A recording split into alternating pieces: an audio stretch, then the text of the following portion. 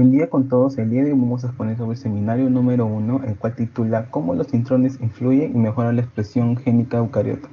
Somos el grupo número 1 integrado por María Molero, Noemí Rojas, Diana Romero, Jennifer Vicente y quien les habla, Alonso Núñez.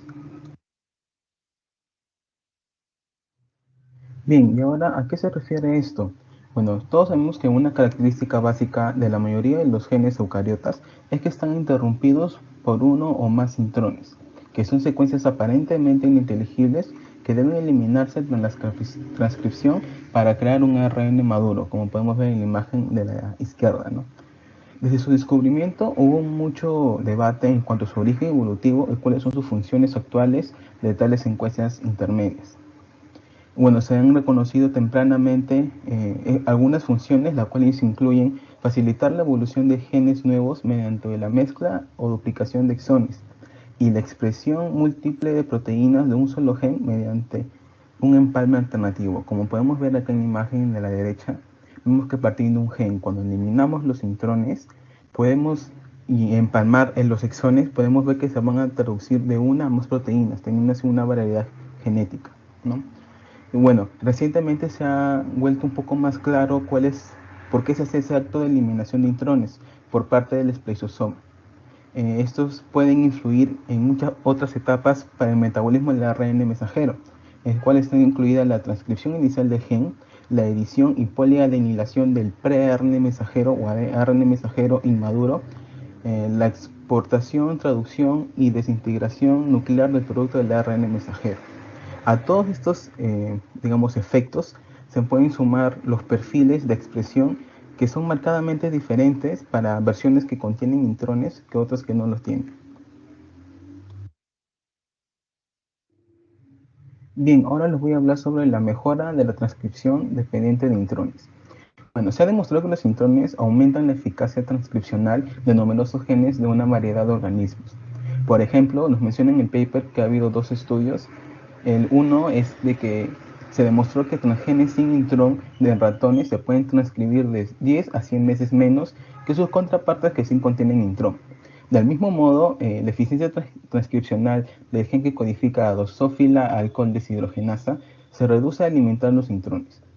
Bueno, en el caso de los ratones, esto se puede explicar que al no contener intrones, el número de opciones va a disminuir y eso también va a afectar a su variabilidad genética, porque al tener menos intrones se van a producir menos proteínas, ¿no? Bueno, una forma en la que intrones también pueden afectar la transcripción es actuando como repositorios para regulaciones transcripcionales, tales como activadores y represores, como podemos ver en la imagen, la parte enmarcada de rojo, ¿no? Bueno, estos pueden influir en la eficacia del inicio de la transcripción. Tenemos algunos componentes como el espexosoma que se ve en la imagen de color verde, se ensambla al intrón, que ha sido recientemente transcripto, y este puede mejorar aún más la transcripción en el nivel de iniciación y alargamiento del ARN mensajero. Aquí vamos a explicar un poco mejor cuál es el mecanismo de estos reguladores, ¿no? En el caso de los represores, como vemos, el nitrón va a actuar como un sitio de unión para que, digamos, ensamble este represor, ¿no? En el ADN. Y este represor va a bloquear la transcripción general y la ARN polimerasa, evitando así de que se realice la transcripción. Del mismo modo va a ocurrir con los activadores. El intrón va a servir como un sitio de unión para este activador. Cuando se ensambla este activador, va a ayudar a la unión de factores generales y a la transcripción, y también a la ARN polimerasa, haciendo así que se realice la transcripción del ARN mensajero.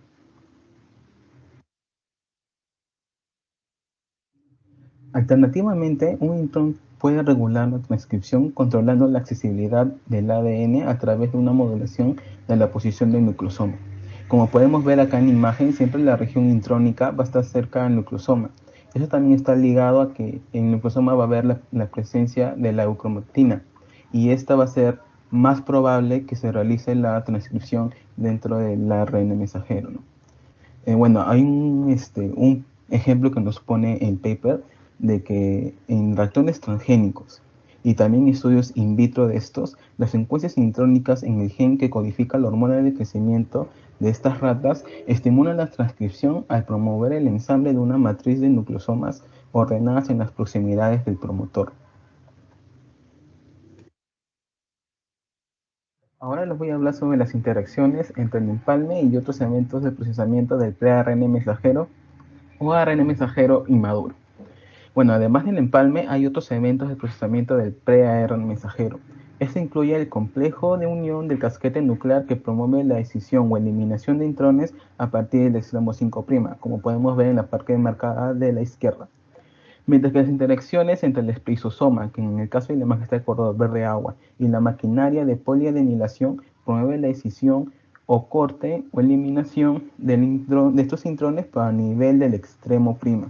Y también ayuda a la formación adecuada de este extremo, ¿no? Bueno, en muchos casos, también las secuencias de intrones sirven como guías para la alteración química de los nucleótidos. Los nucleótidos exónicos mediante la edición del ARN, que explicaremos un poco más adelante. Bien,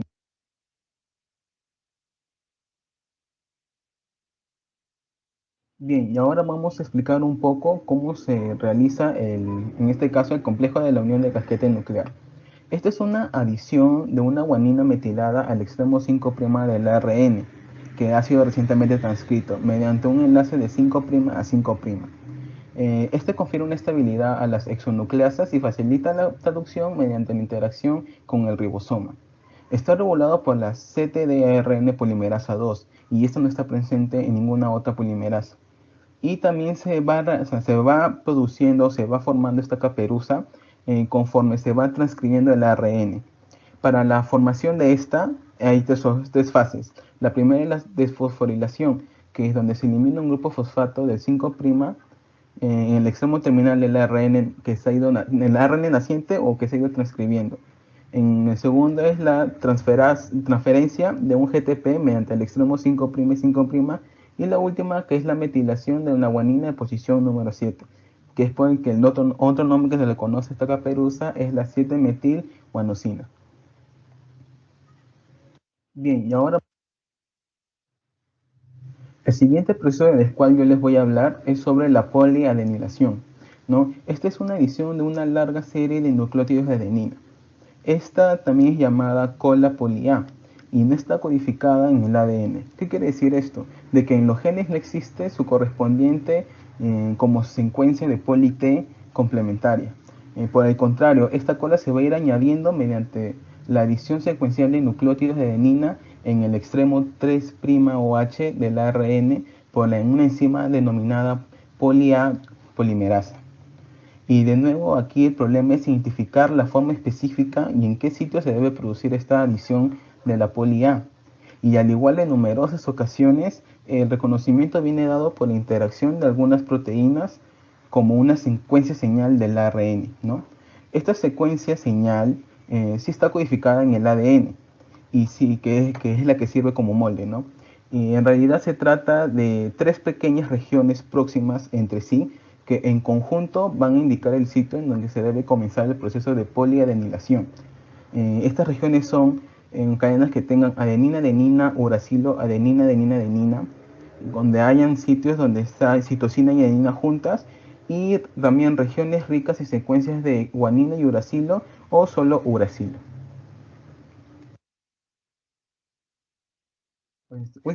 Por último, les voy a hablar sobre el esplisosoma. Este cataliza la eliminación de intrones del ARN premensajero o ARN inmaduro y también empalma los exones codificantes para poder producir un ARN maduro, como podemos ver en la imagen de la derecha. Acá va a haber unas partículas ribonucleoproteicas nucleares pequeñas, como son las señaladas de color rosado. Estas partículas se van a ensamblar al sustrato del ARN mensajero y junto con otros tipos de proteínas para formar el esplisosoma.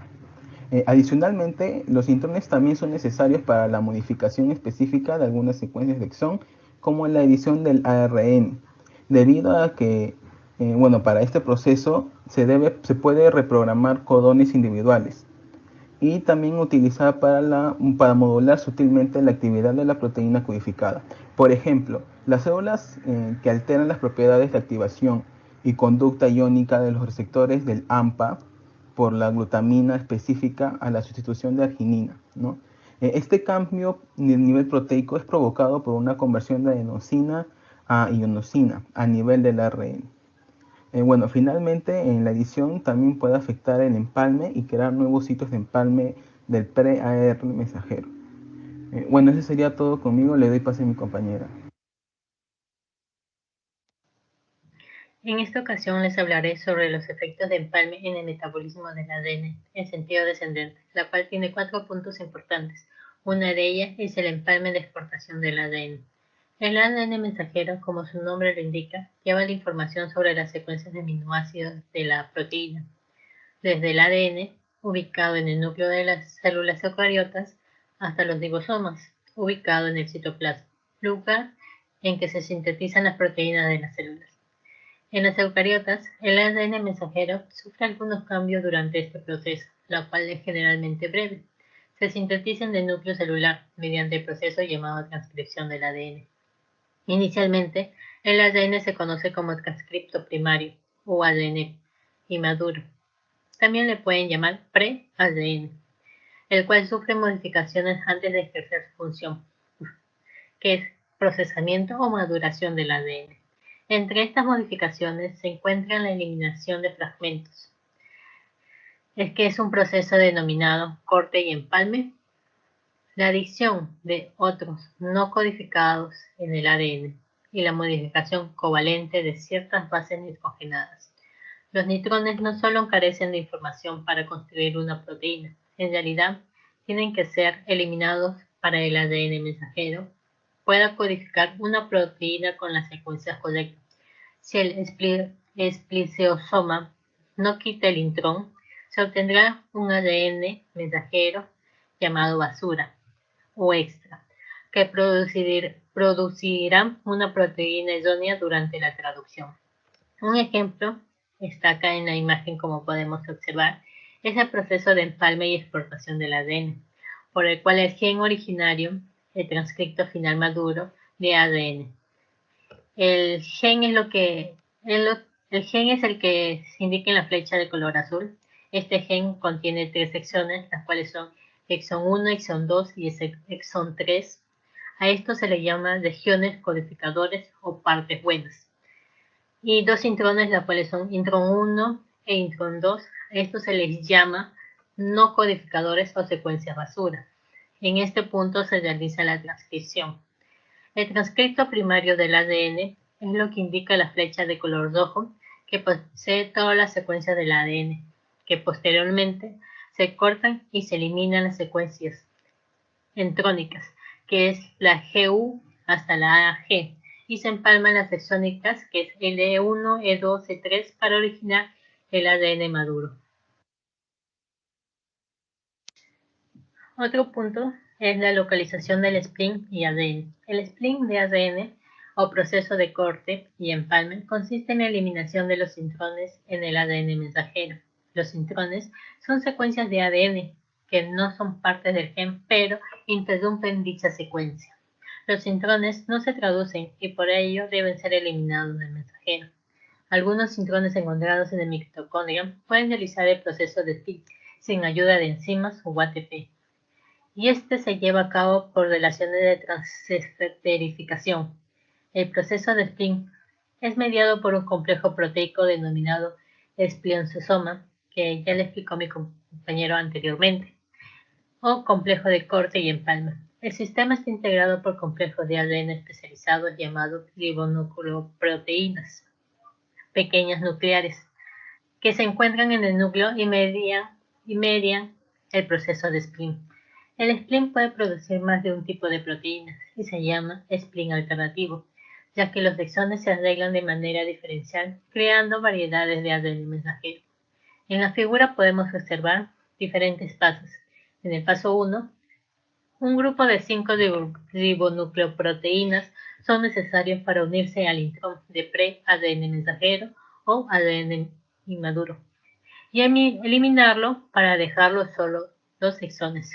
Los ribonucleoproteínas se unen al intrón y hacen que se pliegue para extraer el extremo de 5' y 3' del intrón más cerca juntos, haciendo un bucle. Los finales de los exones también se acercan para finalmente unirse. En el paso 3, el intrón se desprende y los sitios se empalman. Se conectan para formar el ADN mensajero maduro. Anteriormente, se pensaba que estos intrones eran basura, pero después la mayoría se utilizan en otros procesos. El destacamento de los ribonucleoproteínas de los intrones y se utilizan para más empalmes. Un ejemplo claro que nos da el artículo es sobre la ovogénesis de Drosophila, comúnmente llamada mosca de la fruta. Como se observa en la figura A, la Drosophila ovariole está compuesta por el germario y una serie de cámaras de huevo, un solo citoblasto situado en la punta anterior del germario, y este sufre 4 divisiones incompletas para formar un quiste de 16 células en la línea germinal, interconectadas por estructuras especializadas llamadas canales anulares. Solo una célula dentro del quiste adopta el destino del ovocito y se localiza en la parte posterior de la cámara del huevo, mientras que las otras 15 células se someten a endodeduplicación del ADN y se desarrollan como células nodrizas. También podemos observar que en la figura B, el ovocito crece a medida que recibe el contenido citoplasmático. Podemos ver que está de color anaranjado. Estas células nodrizas transcripcionales son activas, que finalmente experimentan apoptosis al final de la ovogénesis. Una capa de células foliculares sometidas rodeadas de células lineales germinales. En la etapa 8 o 9 más o menos de la ovogénesis, el OJA, que es el ADN mensajero, que está de color celeste, se transporta desde las células nodrizas a través del canal del anillo hasta el ovocito y dentro del ovocito, desde el polo anterior al posterior. En esta etapa, las proteínas MAGO, o también conocido como Y14, que está de color rojo, se puede localizar en los núcleos, se puede localizar en el núcleo y en el polo posterior. Gracias. Bueno, ahora seguiremos con empalme y deducción o splicing y deducción. Como decíamos, la eliminación de un intrón de un pre-ADN mensajero también puede afectar la eficiencia de la traducción del ADN mensajero resultante. Esto puede traer como consecuencia efectos que pueden ser positivos o negativos para la traducción. Se ha visto documentado con mayor claridad estos casos en Xenopus, justamente sus ovocitos, pues se utiliza el ovocito de los Xenopus como sistema de expresión heteróloga para las proteínas. Pues una de las características de estos ovocitos es que son atractivos para la expresión del canal exterior y es muy pobre en la abundancia de canales iónicos endógenos.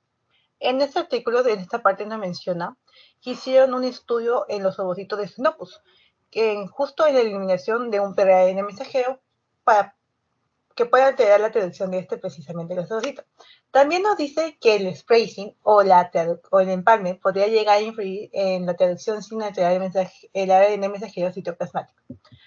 Pues en este estudio nos mencionan a 2 autores. Uno de estos es Matsumoto y el otro es Blackton. Bueno, según Matsumoto, los efectos de la traducción del ADN mensajero dependen mucho de dónde está ubicado el intrón en sí. También nos dice que él pudo llegar a esta conclusión porque colocó un intrón en la posición 5' UTR, en la cual ésta se vio altamente estimulada. Luego colocó el mismo intrón, pero en diferente posición, esta vez en la posición 3' UTR, el cual llegó a ser el primero en el momento de la traducción. Por otro lado, tenemos a Bradus, que nos dice que cuando un ARN mensajero maduro se inyecta en los ovocitos, más específico en el núcleo de estos se llegan a deprimir después de dispersarse hacia el citoplasma. También nos llegó a decir en este artículo que esto se puede llegar a superar si se inyecta unos anticuerpos contra la familia FRY-Geta2 en el momento antes de la traducción. Ok, ahora seguiremos con empalme y NMD. ¿Qué es NMD? Según las siglas en inglés, significa Non-Mediated Decay, que es la degradación del ARN mensajero mediante mutaciones terminadoras. Su función principal sabemos que es reducir los errores de presión genética al momento de eliminar la secreción del ARN mensajero, que contiene condones de parada prematuros. También la traducción de estos ARNs aberrantes podría llegar a producir alteraciones de la función de las proteínas que quieran ser resultantes. Bueno, es un mecanismo celular que vigila el ARN mensajero donde se detectan las mutaciones terminadoras y el cual también elimina los ARN mensajeros que poseen codones terminantes que son prematuros. Durante este proceso de ARN mensajero se va a marcar los sitios donde se empalman las intrones mediante una deposición de complejos de determinación de exones TGD. Como vemos en la diapositiva, ahí se ve los complejos de exones o EGC. Y a su costado podemos llegar a ver los codones de determinación y también el codón de iniciación con el 5'. Bueno, como les decía, este proceso se comprueba cuando el proceso de traducción del ARN mensajero y el ribosoma reemplazan los complejos de EGC, los complejos de exones, disculpe, y esto se va a suceder para que se pueda descomponer la transcripción y a su vez la descripción. Bueno, sabemos que en los seres eucariotas, específicamente los mamíferos, se inicia por la EGC o el complejo de unión de exones que son depositados durante el proceso del splicing o el empalme del pre-ARN mensajero. También sabemos que si se da el caso de que un EGC en algún punto de la secuencia más allá del downstream, como les habló mi compañera, del codón sin sentido, que también es llamado de parado terminación, este complejo estará aún unido al ARN mensajero en el momento de que el ribosoma delgado llegue al codón de determinación, y debido a esto se está de manera servida para poder desencadenar todo el proceso de NBD. Como vemos, ¿qué es un mecanismo de mecanismo de empalme? Vamos a hablar. Yo voy a hablar sobre mecanismo de empalme. Es un tipo de eliminación de los intrones en un determinado base a la secuencia de los mismos y no por su tamaño. Por ejemplo, en esos dibujos podemos ver, por ejemplo, el comienzo sería del 5' al 3'. ¿Ya?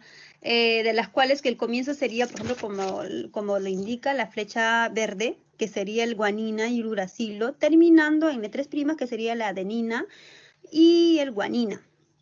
Pero si vamos a ver entre dos exones, vamos a ver que está compuesto por, entre exón y exón, vamos a encontrar que es intrones, ¿ya?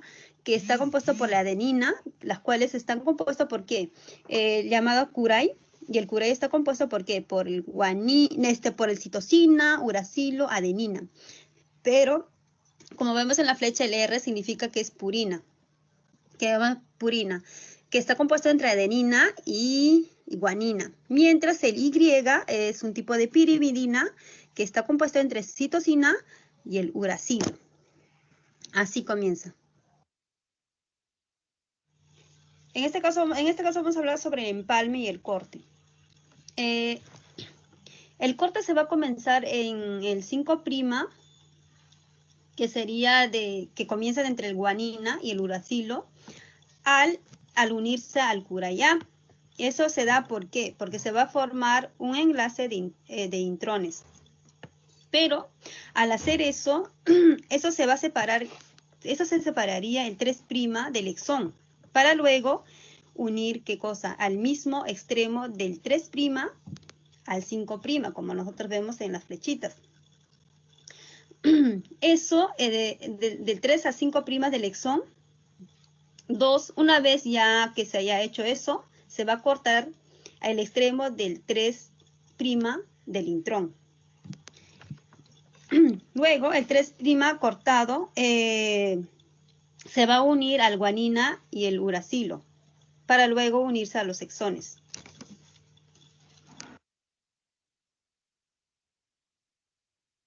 Ahora bien, vamos a hablar sobre el mecanismo de post-empalme. El mecanismo de post-empalme vamos a encontrar, por ejemplo, el EGC, que sería un efecto importante en la función del ARN mensajero empalmado, las cuales sería como un complejo de unión de los exones, en las cuales vamos a encontrar tipos de proteínas, como vemos en los cuadritos, que sería el sRNM, que es 160, y el RNPS1. Ellos, por ejemplo, estos son dos tipos de proteínas que son facilitadores del empalme. Y el IE4 sería como un tipo de proteínas, son tipo de proteínas de un ARN que se desplaza entre ¿qué? Entre el núcleo y el citoplasma. Y ambos son, ¿qué cosas? Son esenciales ¿para qué? Para la correcta localización de ARN mensajeros en Drosophila o ovocitos, como por ejemplo mis compañeros ya mencionaron, como el caso de las mosquitas. Mientras el otro sería, una de las proteínas sería el UAP-S56, que es un tipo de licasa de ARN paulativa, que implica ¿qué cosa? En la formación temprana de splinter, en la cual recién se demostró que determinaba para reclutar el REF o el ALI, que sería el ARN mensajero empalmado. Mientras, en este caso, que es REF-ALMI, es un tipo de adaptador de exportación de ARN mensajero nucleado. Doy el siguiente paso a mi compañera. Bueno, como podemos ver, aquí ya es la última parte del paper, donde se titula Futuros retos. Como hemos podido observar a lo largo de la exposición, se ha explicado la importancia de los intrones y cómo influye este en la expresión génica eucariota. Algunas importancias que rescatamos a lo largo de toda la exposición, por ejemplo, una es que se ha demostrado que los intrones aumentan la eficacia transcripcional de numerosos genes en una variedad de organismos, como el caso de los ratones. Otro es que la forma en que los intrones pueden afectar la transcripción es actuando como repositorios para reguladores transcripcionales tales como activadores y represores, y que un intrón puede regular la transcripción controlando la accesibilidad del ADN a través de la modulación de la posición del nucleosoma. Por ejemplo, aquí en pantalla tenemos el dogma central de la biología celular, donde inicia con la replicación del ADN, luego la transcripción del ARN y por último la traducción que da como resultado a las proteínas en sí. A la parte derecha también tenemos otra imagen que representa este mismo proceso, pero un poco más específico, ya que podemos ver el lugar donde se plantea cada proceso, ¿no? En esta parte empezamos con el ADN, la replicación, y la transcripción, donde hay un ARN, pero es un ARN ya mensajero, pero inmaduro aún. Este proceso, como se ve, se plantea aquí en el núcleo de la célula, y luego como podemos ver que el ARN sale, un ARN mensajero ya maduro, y próximamente se dará el proceso de traducción, donde tendrá como resultado la proteína, ¿no? Que es lo que tenemos aquí al final. Bueno, aquí en la segunda parte vemos en sí ya una imagen donde se puede observar la replicación del ADN. La replicación del ADN es el proceso mediante el cual se duplica una molécula de ADN. Cuando una célula se divide, en primer lugar debe duplicar su genoma para que cada célula hija contenga un juego completo de cromosomas. La replicación del ADN utiliza polimerasas, que son moléculas dedicadas específicamente solo a copiar el ADN. Como podemos ver aquí, tenemos en sí la replicación del ADN, donde podemos encontrar diferentes enzimas como la primasa, la helicasa. Vemos también aquí el molde de la cadena que se va formando, ya que se va a formar esta copia, y también la importancia, ¿no?, de la polimerasa en todo este proceso. Bueno, yo les voy a hablar sobre la transcripción. Como vemos aquí, es otra parte importante de todo este dogma central de la biología molecular. Aquí podemos otra vez ver que simboliza el núcleo y todo lo externo vendría a ser el citoplasma. Luego vemos aquí un ARN transcrito primario, que es el que tenemos aquí, y luego un procesamiento del ARN, que es lo que tenemos aquí en forma mucho más grande y mucho más explícita, que a continuación los voy a conversar. Y luego tenemos el ARN mensajero maduro, donde luego va a ser transportado al citoplasma para su próxima traducción y síntesis de proteínas. Bueno, como ya había mencionado, este proceso de aquí se llama splicing, y también hay un splicing alternativo que se va a generar. Bueno, el splicing es un corte y un empalme, es un proceso mediante el cual los intrones, es decir, las regiones no codificadas de los genes, son exhibidos del transcrito del ARN mensajero primario, y los exones, las regiones sí codificantes, se unen para generar un ARN mensajero ya maduro. El splicing alternativo es el proceso que le permite a la célula obtener diferentes proteínas a partir de un solo único gen. El ARN mensajero inmaduro incluye grandes regiones llamadas intrones, áreas más pequeñas que los exones, que contienen la información necesaria para la síntesis de proteínas, ¿no? En cuanto a los intrones no solo carecen de información para construir una proteína, en realidad tienen que ser eliminados por el ARN mensajero, que codifica solo una proteína con la secuencia correcta. Si el esplesiosoma no quita un intrón, se obtendría un ARN mensajero como basura o extra, que se produciría próximamente una proteína errónea durante la traducción y por eso podría generar una mutación al momento de hacer la síntesis de proteínas. Pero aquí interviene un factor importante que es el NMD, que sirve como un control de calidad. Por otra parte, aquí teniendo este gráfico de aquí, vemos que la del ADN va a ser el ARN, pero tenemos que se tienen que extraer los intrones, ¿no?, de esta secuencia, pero en este momento, cuando se haga este splicing, el splicing alternativo va a generar de que gracias a una sola cadena de genes el orden varía de tal manera de que un mismo gen se pueden sacar diferentes proteínas. En este caso podemos ver la proteína A, la proteína B y la proteína C, solo que lo único que cambia es el orden de los exones, ¿no? Pero sigue siendo el mismo gen. Eso sería un factor importante de por qué los intrones tienen una función o un rol para el beneficio de este proceso de transcripción. Bueno, ahora vamos a hablar de otro factor bastante importante, que es el EJC. Se demostró que el empalme deposita un complejo de proteínas, ahora conocido como complejo de unión de exón, o sea, el EJC. Una gran cantidad de proteínas que funcionan en múltiples etapas del metabolismo del ARN. El GC es sin duda un factor importante de la función del ARN empalmado. En forma in vitro, el EGC contiene al menos 6 proteínas, que es el SMR160, el RNPS1, el I14, el MAGOF, el UAP56 y el REF. En vivo, el JC se asocia adicionalmente con el receptor de exportación del ARN mensajero TAP o P15 en el núcleo, así como los factores de NMD, UPF3 y UPF2 en el núcleo y en el citoplasma respectivamente. En cuanto al SMR160 y al RNPS1, son ambos facilitadores de empalme del pre-ARN mensajero, y el 14 y el MAGO son proteínas de unión a ARN que se desplazan entre el núcleo y el citoplasma, y ambas son esenciales, por ejemplo, en la correcta localización del Oscar del ARN mensajero de ovocitos de drosofilia. Ahora, como podemos ver en esta imagen de aquí, que fue extraída específicamente del mismo paper, podemos ver que acá hay un pre-ARN mensajero. Y bueno, como ya se me ha sido explicado, aquí tenemos, para todo este proceso va a ser necesario la caperuza y la poliadeninización en la parte final. Entonces, aquí se va a generar el splicing, donde ya vamos a tener un ARN mensajero ya maduro, pero aquí va a estar este complejo de proteínas, que son los que tenemos aquí, el EJ6, que van a, como bien dice su nombre, es un complejo de la unión de exones que va a estar aproximadamente a 20 o a 24 nucleótidos de distancia entre los exones, ¿no? Son estas como nubecitas color celeste. Y bueno, como también había mencionado, también van a intervenir aquí el TAP y el P15, ¿no? Pero luego aquí se va a dar una exportación, porque ya aquí tendremos ya que pasar al siguiente proceso, que sería la traducción, ¿no? Pero este ARN mensajero tiene que salir del citoplasma, perdón, del núcleo hacia el citoplasma. Pero para eso tenemos el NPC. Este NPC es un complejo de poros nucleares que va a permitir la transferencia de muchos iones o moléculas que pasan tanto del núcleo hacia el citoplasma como el citoplasma para el núcleo.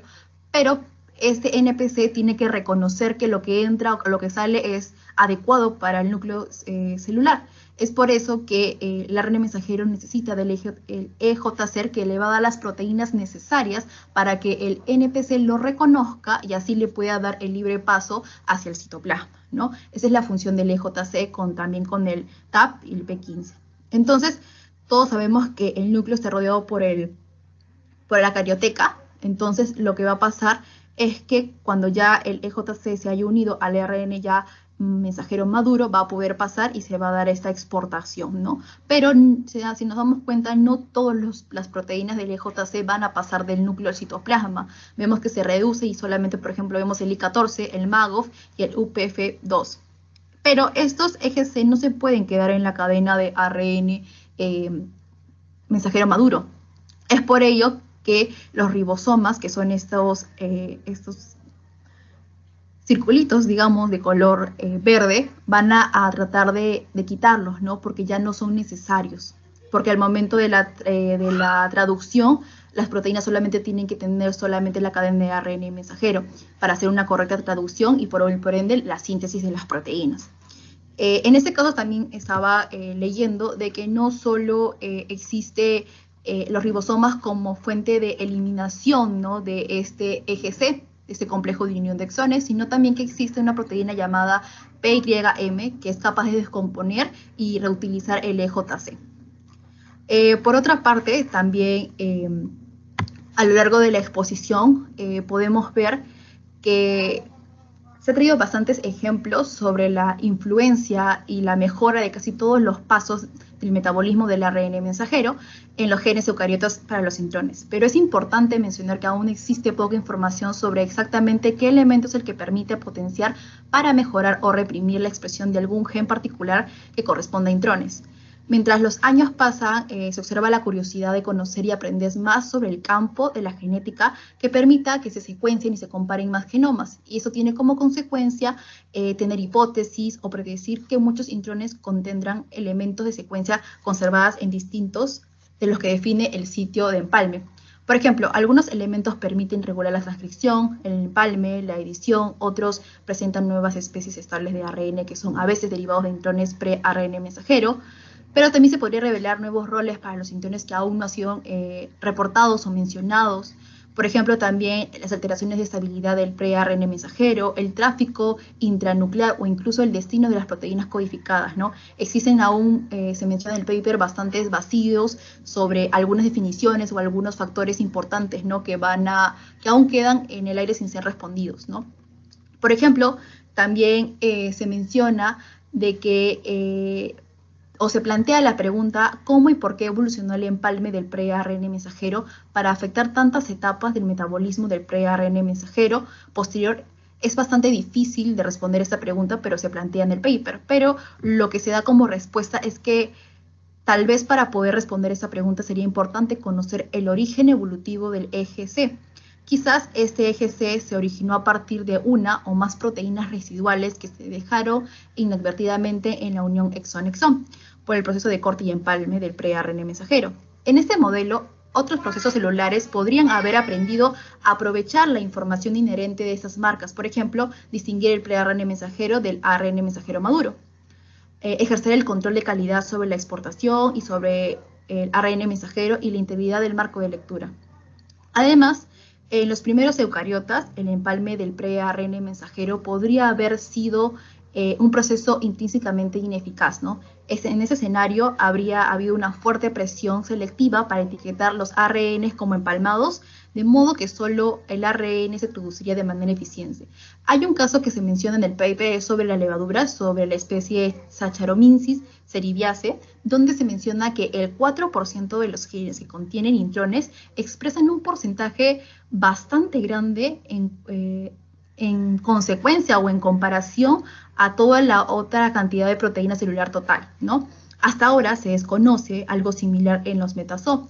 El eje C está presente en Saccharomyces cerevisiae, aunque muchos de los componentes del eje conocido, que en este caso solo se llegan a conocer 6 complejos, no se conservan en la levadura. En este caso, por ejemplo, podemos ver en la imagen donde lo que vemos abajo de la imagen está la levadura, Saccharomyces cerevisiae, y abajo tenemos el EJC. Los que están de color azul son los que no se mantienen y los que están abajo son los que sí se mantienen dentro de la gemación de la levadura, ¿no? Este cambio que los metazoos más desarrollados no tenemos, ¿no? Eso podría ser una diferencia, ¿no? Aquí vemos una gran diferencia de que con tan solo 4% de intrones que tiene en su codificación o en su genética, Saccharomyces cerevisiae puede codificar una gran cantidad de células, ¿no? Lo que no pasa con nosotros, que tal vez tenemos más cantidad de proteínas, pero no tenemos esa diferencia tan grande. Entonces, creo que a la larga de toda esta exposición vemos la importancia de los intrones, que no solamente es un proceso de eliminación, sino que si no hubiera esto, no podría haber muchos beneficios para el metabolismo o para el desarrollo de todo este proceso de síntesis de proteínas, ¿no? Por otra parte, En el futuro sería de gran interés determinar el acoplamiento entre el empalme y otros pasos de la expresión génica que se producen en eucariotos inferiores y que a medida estas interacciones contribuyen con la actitud evolutiva del organismo. Se sabe también de que los procariotas son células que no poseen intrones, ¿no? Y que en un tiempo se creía que los procariotas eran los seres más evolucionados en comparación a los eucariotas. Pero esto totalmente cambia mucha de la dirección, ¿no? Ya que se ve más bien que los eucariotas al tener los intrones tienen muchos más beneficios y ayudan, ¿no? Como por ejemplo, como veíamos en el splicing alternativo, a tener esta recombinación y diferentes proteínas en no solamente una cadena de genes, ¿no? Bueno, eso sería todo, profesora. Muchas gracias.